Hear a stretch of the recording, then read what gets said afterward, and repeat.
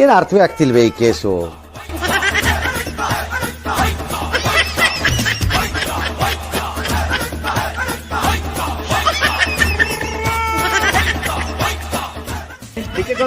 Sir okay ಸೇಫಾ? Okay safe. ಈ ನನ್ನ ಮಕ್ಕಳು ಇದು ಎಲ್ಲ ಥರ್ಡ್ ಕ್ಲಾಸ್ ನನ್ನ ಮಕ್ಳು ಅನ್ನೋದು ಎಲ್ರಿಗೂ ಗೊತ್ತು. ಹಾರಾಯ್ಕೊಂಡು ಎಳಿಬೇಕು ಬಾ ಅಂತ.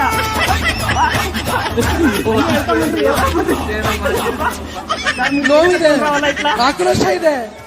ಯಾಕೆ ಭಗವಂತ ನನಗಿಷ್ಟು ಪ್ರಶ್ನೆ ಮಾಡ್ತಾ ಇದ್ದಾನಲ್ಲ?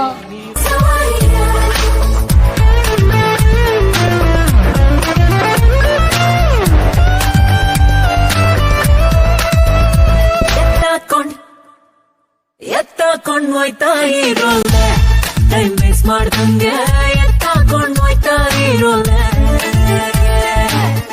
ಈ ಹುಡುಗಿ ಹಿಂದೆ ಬಿದ್ಬಿಟ್ಟೆ, ನಮ್ಮ ಮನೆ ದೇವರಾಣೆ ಕಣ್ಣೀರಲ್ಲಿ ಖರ್ಚಿ ಹೋಗ್ಬಿಟ್ಟೆ.